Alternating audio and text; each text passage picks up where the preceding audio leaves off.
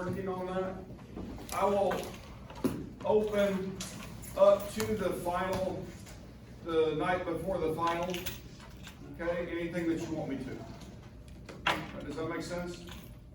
All right, so that night before the final, I'm gonna turn it off at midnight so you go to bed and quit doing sampling. Is that reasonable? 11:59, okay? And so the night before the final, that's when it will officially close. Any chapter that you need open, let me know. Cool? All right, so any other housekeeping? This week in lab, your report is due. If you don't have it done, please finish it. And you'll be electronically giving your poster, okay? So that's what our lab plan is to do. The lab from last week will be due, and all of your work from lab will be complete this week in lab, okay? So you won't have anything else to do.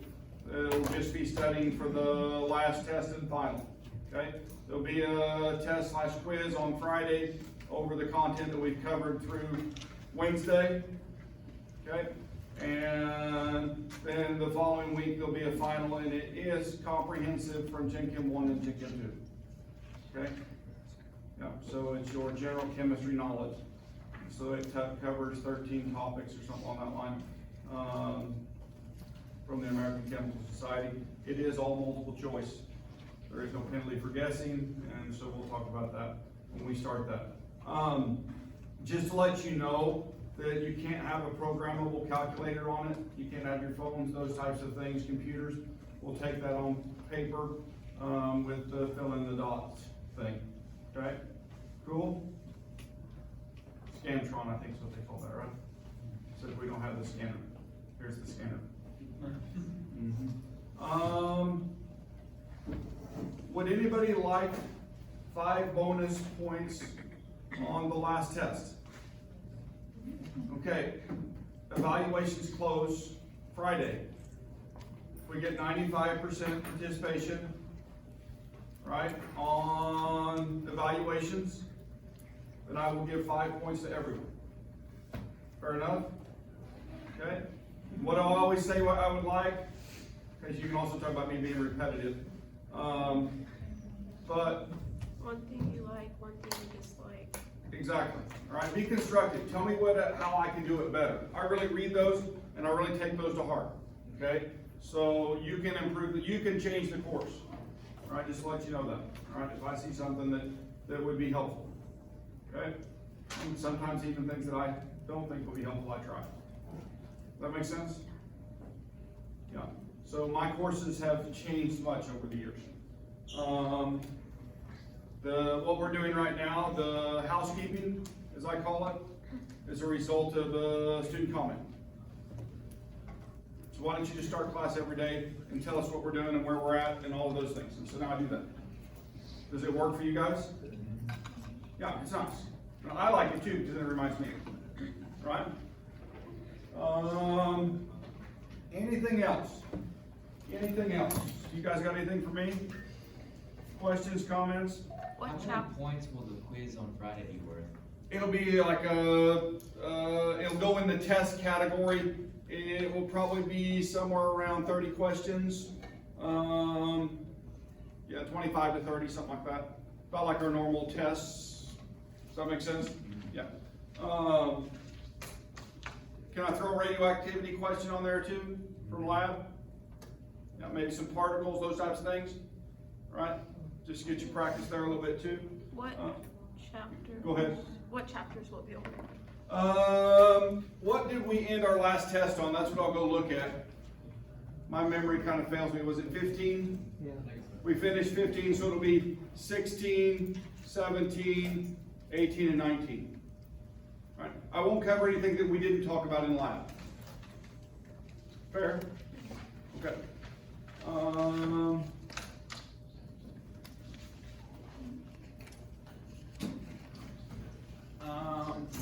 So that's what will be on it. And it will be the way we've been doing it. If you want to bring your electronic device, I'll bring the computers down and we'll take that electronically. We do have some quarantine through Friday, so they'll be taking it from home. So, cool. Yes, ma'am. Can we do test corrections on that, please? That's awful hard to do because it's the last week, Okay. so we probably won't on this one, okay? But you will get 5 bonus points, right, because everybody's gonna do, evaluations, right? And I'll do the same thing, I will go through those and give partial credit, for work done, does that make sense? Yeah. So I need to add those in for this last one, those corrections I think are done. So, so your grades will change a little bit from the corrections that you turned in. Cool. There was one that had no correct answer. I actually put the same answer twice on that question, and so that one will become extra credit for the last test. I didn't realize it until we were doing the corrections. Cool. So everybody will, I told my help that anybody who did receive full credit on that to give them full credit. All right. On board. Zinc. I think you can learn how to do this. So, from this, you guys should be able to, number one, write the half reactions.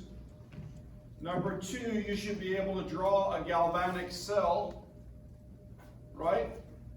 So when I'm talking about a galvanic cell, what I'm talking about is one of these, okay? The information needed is given in that statement.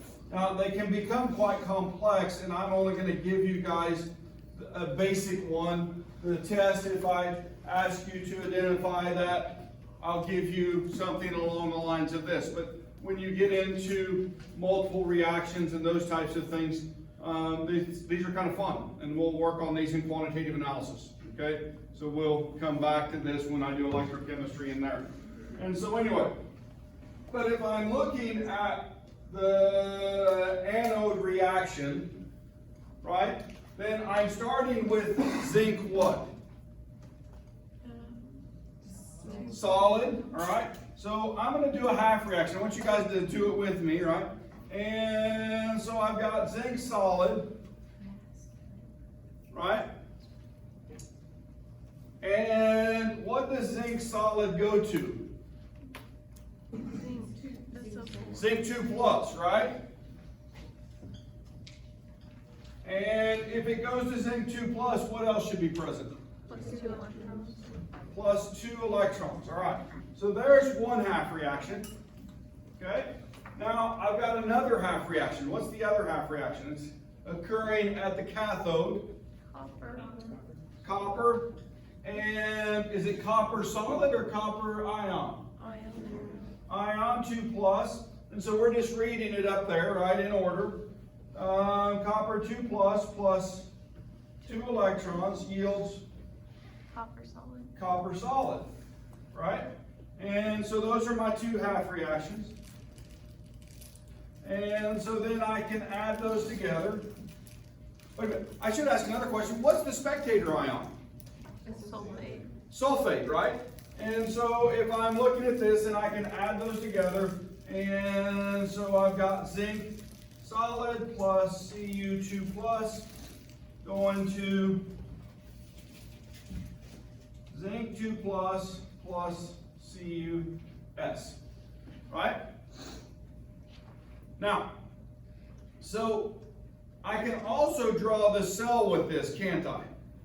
The galvanic cell. And so if I start with 2 beakers or 2 containers, or like you guys did in lab, you had the little wells, right? The itty bitty ones, right?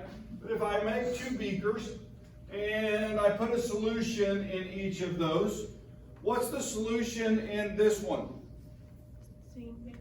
Zinc. But it's actually zinc what? Sulfate, right? AQ.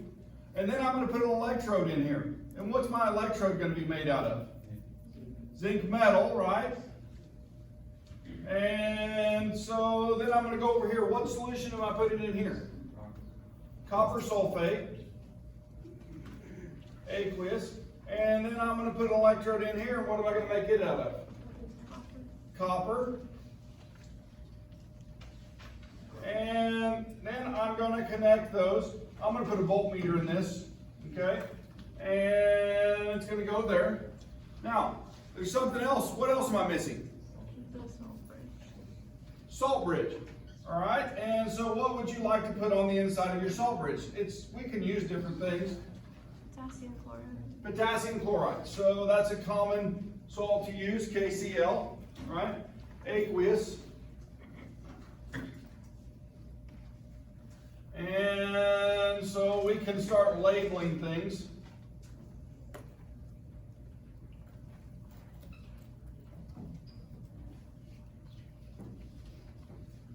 All right, can you guys put the voltage in there for me?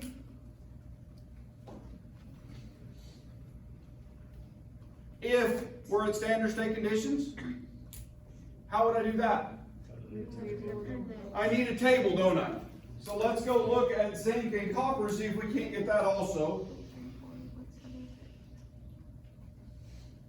All right, zinc is negative 7.63, but wait a minute. Is this in the reducing or oxidizing direction? Look at it, look at it. Oxidizing. It's oxidizing, it's going from 0 to +2, or it's losing electrons if you want to define it that way, right? So it's oxidizing. So is that written? Which direction is that written in? Reducing. Reducing. So what do I need to do to the voltage? Positive. Flip the sign. All right, good job. 0.763 volts. And then copper is 0.334. And so what's the voltage there? 1.097? That in my math right? Yeah. Oh, 337, my bad. Well, that's going to change it. 0, 1, 0, 1, 1.10. Yeah, that's better. So, now if we change the concentrations to non-standard state conditions, could we also calculate the voltage for the cell? And what equation would I use? The Nernst equation, right? So I can do that. You guys can do that. I'm trying to connect all these pieces, right? So very often in textbooks and literature, they don't draw the pictures of the cells like so, right? They know that any good chemist can do that. And so we have a shorthand to describe those electrochemical cells. Makes sense, doesn't it? Do we have shorthand for the elements? Do we have shorthand for aqueous? Do we have shorthand for liquid? Do we have shorthand for all of those things? Yeah, because chemists write in shorthand, don't we? It's part of learning chemistry is learning how we write in shorthand, right? Even chemical formulas, right? We seldom write out the full names. We just give the formula. Yes. So if we were to, like, on the chest up to draw the organic cell, would we have to, like, put the electron direction in the chart? What I would probably do is actually, because we're doing it electronically, I would probably have pictures of multiple cells, and then I would have you pick the cell that goes with that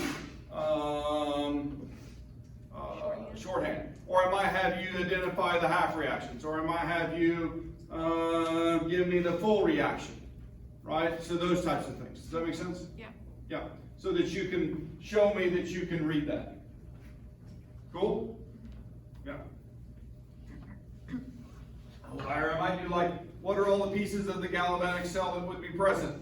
And then I would throw in something that wouldn't be. Like, I don't know. I just had to think about it. All right.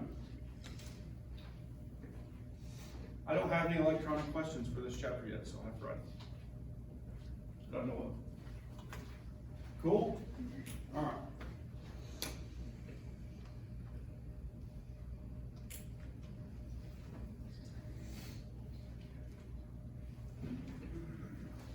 All right. Do you guys remember when we did activity series. And we had a table, we had more active metals and we have less active metals, right? And so the more active metals will give its electrons to the more stable. So solids of more reactive metals will displace the ions of less reactive metal from solution, and relative reactivity is based on the potentials of half reactions. In this world, we actually calculate the voltages always. Back early when we were learning that, we didn't do anything with voltages, did we? We just looked at what would take electrons from something else. Okay, so be aware of that. Metals with very different potentials react more vigorously. Okay, they react more vigorously. So, how about this? Concept test. Which direction is this going to go? Will silver react with copper 2+, or will copper 2+ react with silver? Commit? Silver 2+ would react with copper. How are you deciding? Which one would have the Which one will give you the positive voltage? And so that means I'm going to flip over the copper. Is that correct? Yep. And so when I flip over the copper, it'll become negative 0.34 volts. And so that would be a positive volt when I add that to 0.8. Okay? 0.46 volts. If I did the other, if I made the silver negative, then what would happen is that it would be a negative voltage and it wouldn't be spontaneous in its occurrence. Cool? Fun stuff? Yeah. Fun stuff.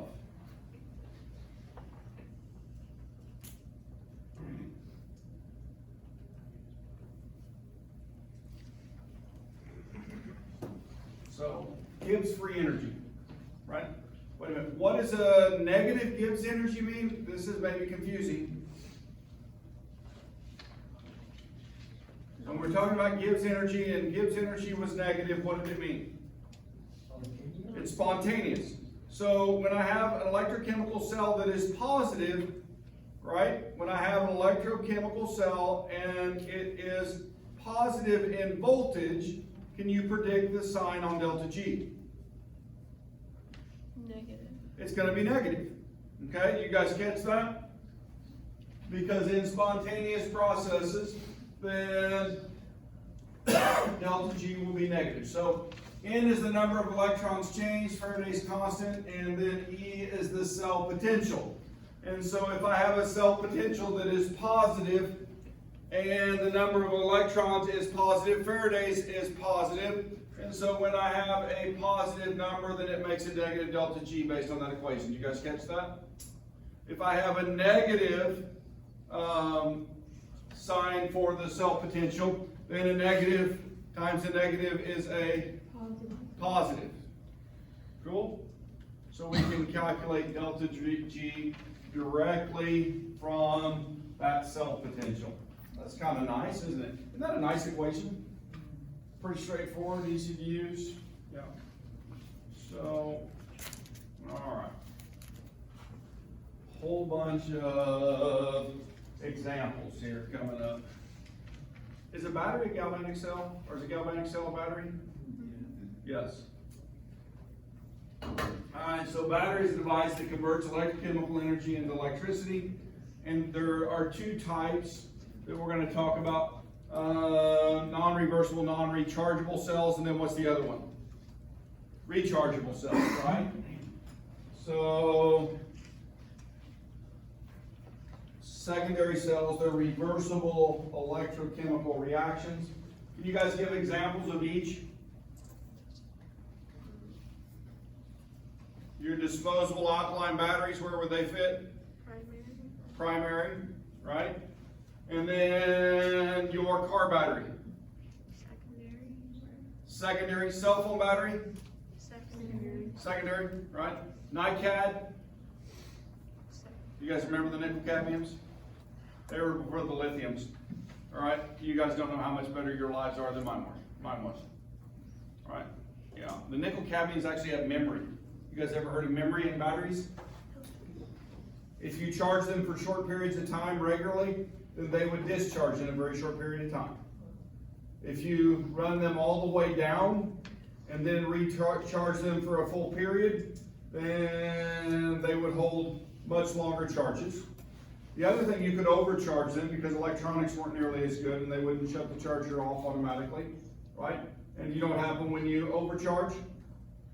It killed them too. Okay? So, yeah, life is much better now. Life is much better. So here's some primary cells. Yeah, actually the fuel cell is thrown into this one too. We'll talk about that and what it is. But we have above that the mercury cell, 1.34 volts, or the dry alkaline battery, 1.5 volts per cell. And now wait a minute. What's the difference in voltage between a AAA battery, a AA battery, a C cell, and a D cell? What's the voltage on each of those? They're all the same. They're all the same. They're all 1.5 volts, aren't they? What's different about them? Amperage. The amount of electrons that are available for that, right? So would a D cell power a device longer than a single AAA cell? Yes, the same device would be powered much longer with a D cell. Why don't we put D cells in everything? They're big and heavy. Because they're big and heavy, so if I have a little handheld calculator that doesn't use much juice, I'm much better off with AAAs, right? And they'll last a long time. Cool? Makes them more portable and convenient to use, doesn't it? And so things are sized. But now if I've got a jam box and I want lots of sound and I'm going to eat up lots of power, then what do? Put in D cells, which you guys don't have those anymore. Yeah. What are the chemicals in batteries? Oh, we're going to talk about those. Oh. Okay. So secondary cells, lead acid. We talked about some of those NiCads. Yeah. And so here it is. Here's the chemicals. All right. So if we're looking at this, then what I find is that there's a porous paper, okay, and then there's a paste, manganese oxide, zinc chloride, ammonium chloride, and carbon, okay. Now this is a carbon rod, a graphite rod.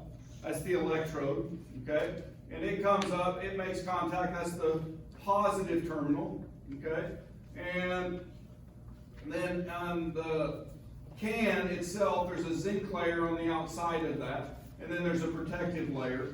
And so anyway, the relationship of those, once the zinc is being used, right? And what happens when it gets too thin? It stops Do working. those ever rupture and leak out all over the inside of something? Yeah. So anyway, so that's the cool chemicals that are in there. All right. Now, if I want a bigger voltage, okay, or I want more electrons to be available, I can start hooking batteries up in series and in parallel. Okay, you guys with me? Now, when I hook them up in series, right, then let's look at this. 1, 2, 3, 4, 5, 6. All right. What's 6 times 1.5? 9. 9. Anybody ever used a 9-volt battery? Interesting, right? So I can build a dry cell 9-volt battery with 1.5 volts per cell. Okay. Now, if I hook these, instead of in series, I hook them parallel, right? So I hook the positive to positive, positive to positive, and so on. Then what happens that I have a larger electron capacity, but I still have 9 volts. Cool? Yeah. All right. So we do a lot of this in quantitative analysis when we're learning about electronic circuits. All right. Here's the reaction. Okay. What's being sacrificed in this reaction? Zinc.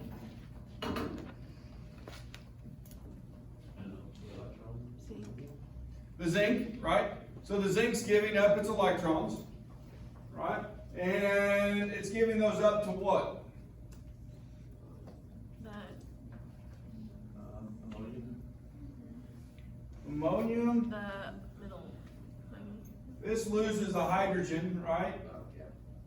And so then that hydrogen goes along and makes an OH here, right?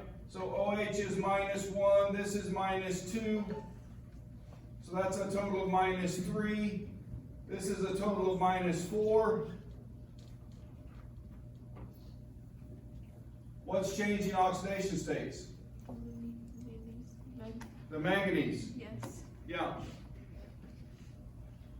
You guys see that? So what's the ammonia doing? It's oxidizing. It's actually just a proton donor. Okay? For the chemistry. Because if we're looking here with the nitrogen is, what's the oxidation state of the nitrogen? I'll just ask that way.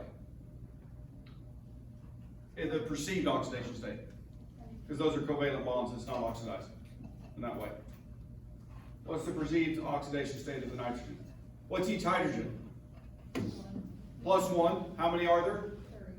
3. And so that means this is a -3. Up here, notice you account for the 1+ charge there. And so if there's 1+, then this is still -3. Right? You guys with me? So the only other thing that's changing oxidation state is that manganese. Right? And it's going from a +4 to a +3 as it accepts that electron from the zinc. Cool? Yeah. All right. So there's that chemistry for your dry cell. You get 1.5 volts out of it. All right. And here's an alkaline battery. Alkaline batteries actually last longer than but they were harder to find back when I was a kid, right? And but now alkalines have almost predominantly replaced the dry cell. And the reaction there is zinc solid plus the manganese oxide to zinc oxide plus the manganese oxide into O3. So, cool. And wait a minute, is manganese the one changing oxidation states again? Yeah. And these give us a longer life than the classic dry cell for the same size and mass. Cool? Yeah.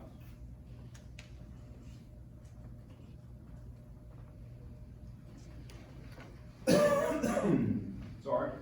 This is an iron battery, and if I'm looking here, that should be capitalized right there. Then what we find is that our iron changes oxidation states, and if you look at them, this is your classic alkaline battery, and that's the new super ion battery, and I think they're available now, those super long life batteries in the stores. I don't know for sure that's what they're using, but it probably is a reaction like this, yeah. Is that iron 6? It is. So it's an uncommon state for iron, isn't it? So you have to force it to be that. The normal states for iron are +2 and +3, right? It's just like chromium. One of the most famous cases of chromium contaminating a waterway was actually chromium 6.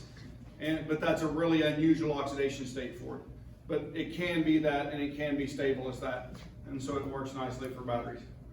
Cool. And does it want to be iron 6? No, it wants some electrons. It wants to be there. The stable form is iron 3. Okay. So, and you notice it changes to that. Cool? Yeah. So anyway, mercury cells. So in a mercury cell, then what we find is the mercury oxide mixed with graphite. This is the cathode. And then we have potassium hydroxide separated with zinc oxide. And the absorbent material is an electrolyte. And then the zinc anode again. And so the zinc's being sacrificed. Now, is there anything unfriendly in terms of the environment with this cell? Mercury is not a choice that we want to use anymore, okay? And so we've replaced that mostly with lithium, okay? We have longer life batteries and we can make those rechargeable. Here's a lead acid. I usually bring one down, and I was running behind this morning and didn't. Would you guys like to see a cut open lead acid battery? Yeah, I'll bring one down next time. And so if I'm looking at this, then the anodes are lead grids filled with spongy lead, right? And the cathode is lead grids filled with lead oxide. And the electrolyte is sulfuric acid, which also helps to keep the surfaces clean, provides that electrolyte to move electrons. And so we can push electrons in to make lead, and then we can reoxidize that to lead oxide, and so we can go back and forth.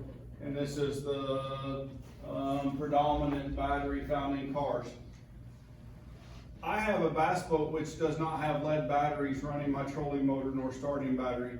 It's actually using lithium batteries. They're much lighter, they're much more expensive, but their lifetimes are supposed to be at least 3 or 4 times that of a lead battery.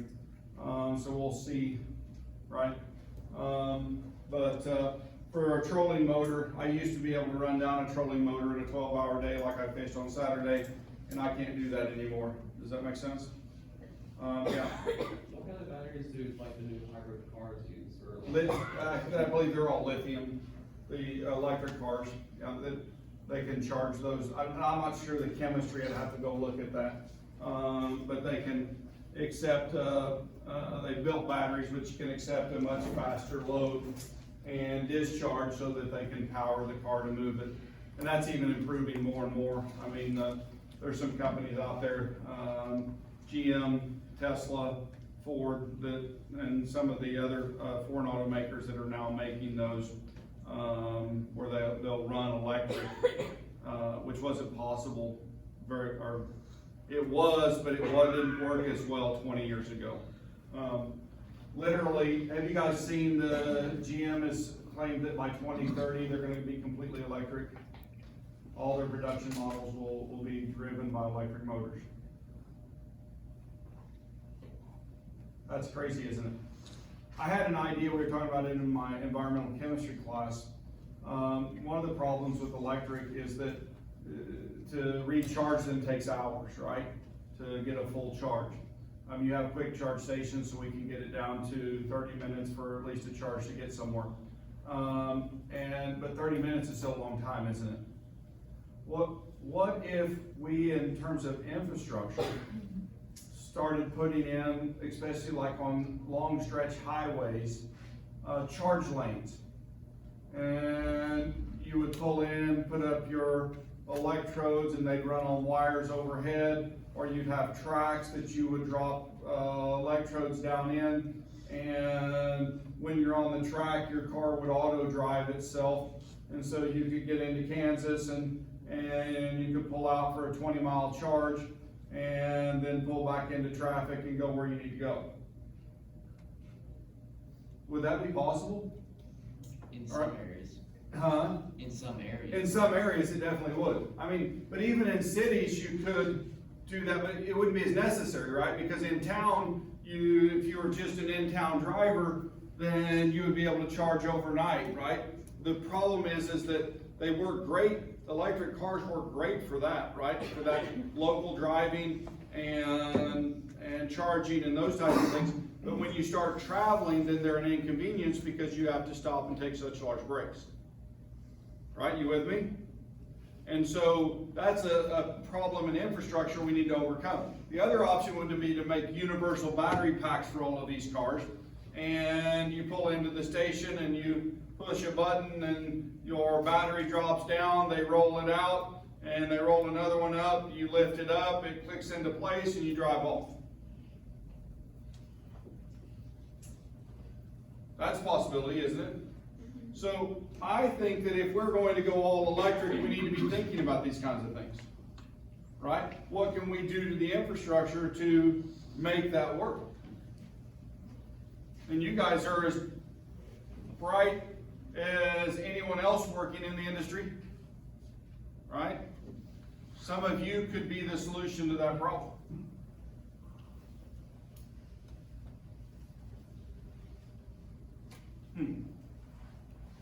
Have you thought about it in that fashion?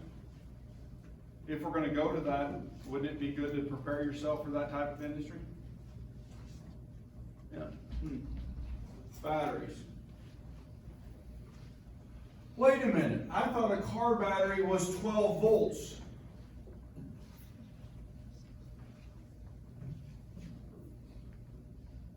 Isn't it? Not that one. There's a bunch of cells. You got 6 cells in there. You have 6 cells in there. Yes, absolutely, right? So you have you guys ever, have you always had the maintenance-free batteries, or are you from the generation like mine where you actually had to put more electrolyte or water in the cells because they would evaporate over time? You guys, anybody done that besides me? There's a few of us, okay? It's harder to do nowadays. They glue those caps on. Yeah, yes? If you put in 12 cells, your car goes twice as fast, is that not how it works? Do what? If you put in 12 cells, your car goes twice If you as put in fast. 12 cells, you'd have 24 volts. So you'd have to have a different starter. Did you know that we had a couple tractors that ran on 6-volt batteries? The starters did. Okay, 6-volt systems. And we actually ultimately converted those to 12-volt starters because you can do that. Yeah.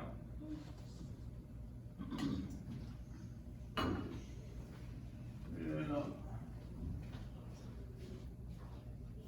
So, NICADs. Gosh, you can see how dated this is getting. Maybe I do need to go to a new book. Now, nickel cadmiums, and so we can see the cadmium. So what's being sacrificed here? What's being oxidized is another way I could say that. The CD. Cadmium. Yeah, it's going from cadmium 0 to 2+, yeah.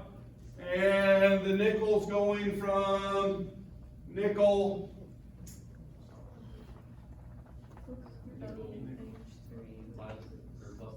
+3, yeah, nickel +3 to nickel +2. So it's gaining electrons, so it's being reduced. All right. Cadmium's losing, nickel's gaining. And what did I say was the drawback to these? They have memory. Charge memory. Oh my gosh, what in the world is this battery? The Terminator fuel source. It's the Terminator fuel source. I don't know about that. Did he use a fuel cell? He used hydrogen fuel cells. Did he? Yeah, he goes one out and goes out. I think. Wow, I had no idea. He's basically a Prius. He's basically a Prius. They don't use fuel cells. They could though. So this is a fuel cell. It's got hydrogen gas and oxygen gas. They come in. The biggest trouble is there's some membranes that foul, that they've struggled with keeping those clean. So if you can fix that technology, then we can use fuel cells to power everything. The other problem is what? What's the other problem with fuel cells? How much hydrogen gas can you store, right, in terms of providing enough energy to go? And then people are concerned too, because what does hydrogen do, Hindenburg? Now, they see it blowing up, okay? It actually escapes quite readily, and that's an unusual thing. But anyway, so I bring in hydrogen gas, and I bring in O2 gas, and that would provide electricity. Now, what's the byproduct of this reaction? Water. Huh? Dihydrogen monoxide, that is correct. One of the most dangerous chemicals ever. People die from it every year when they inhale it.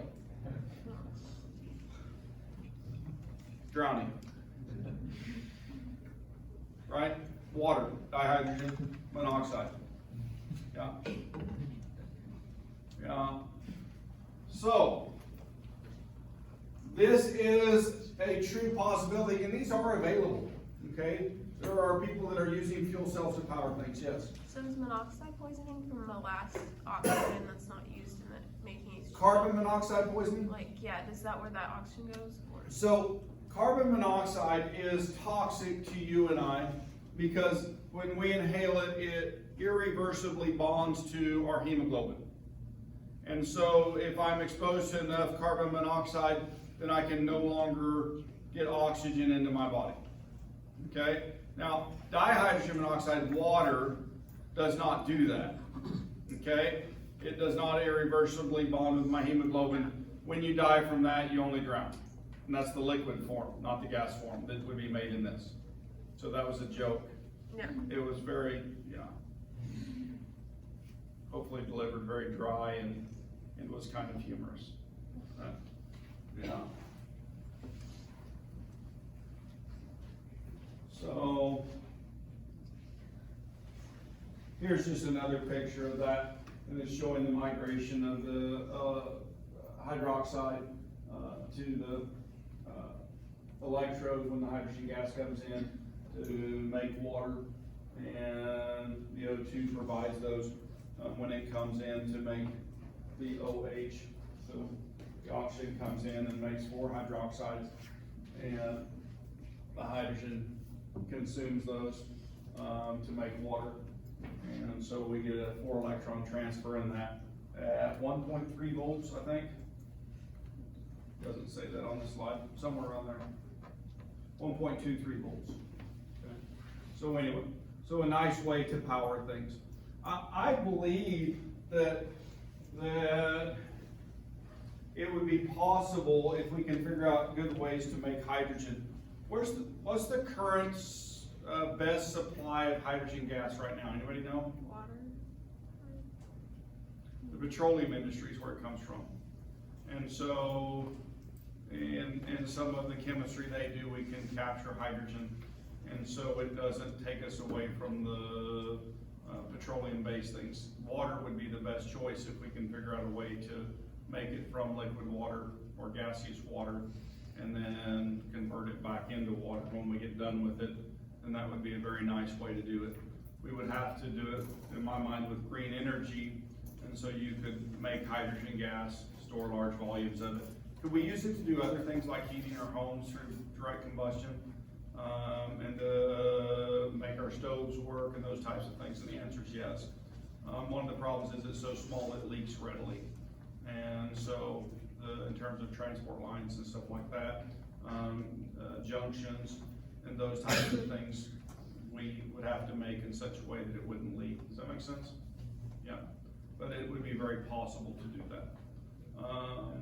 It's not as safe as vapors from gasoline, for example. You have to have a high temperature to get that to be explosive. Hydrogen will do it easily at room temperature, and so that's one of the risks. Anybody know why the Hindenburg actually blew up? Well, there's true speculation. As we pass something through the air that's large like that, and there's a lot of molecules moving across it, then it strips electrons on the surface and it transfers them to a different position on that thing that's moving. And so without ground, then the charge can build up quite significantly. And then if some form of ground is provided, then that spark will jump. And they believe that's what happened, and it did it in the environment which had hydrogen and oxygen available. and so it detonated. Yeah, that's what they believe happened. And so, I mean, it's just like rubbing a balloon, on your hair and then making the cool stand-up look. Yeah, so anyway. We've been looking at electrochemical cells. This one's a little bit different, okay?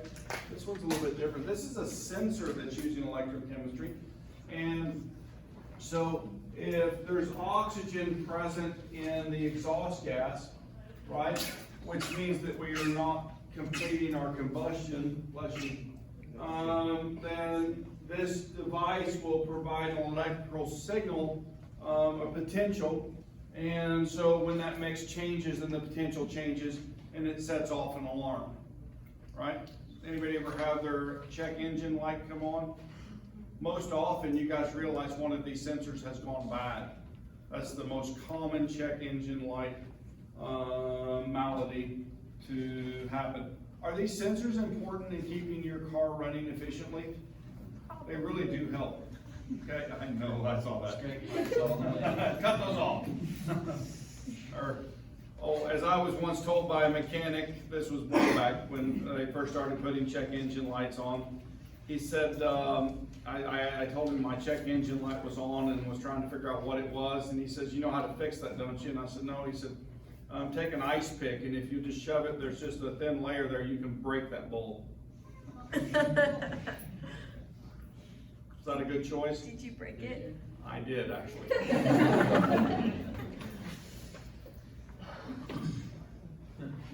Did your car break down Nope. long after? No, it kept going. Good. No, I didn't poke my light out, I took it and had it fixed. Come on. Not nearly as entertaining. Yeah. So, what about a pH meter? Is a pH meter an electrochemical cell? It is, actually, okay? So we use electrochemistry. In fact, Gabby, you guys know, many of you probably know Gabby. She may have helped you with a homework problem. I know she helped somebody with electrochemistry recently because she turned in her evaluations. We did have a new self-evaluation, and she had worked out a problem for somebody on the back of that. It was one of the homework electrochemical cells. And so, but she presented a paper at Missouri Academy of Sciences this week, and it's going to be in the gymnasium, and it's on electrochemistry of carbon paste electrodes. And so she made that as her research project, junior senior research project. And so anyway, just throwing that out there, we actually do a little bit of research on that topic here at the college. I think I'm done with lecture today. One thing I want to mention is that there's a safety class next semester. Mr. White's going to teach it. It's for chemistry. There's still some seats in that class. It's only got 6 people in there right now. If you want to be a lab assistant, it's a great class to take. Okay? Just to let you know that. Cool?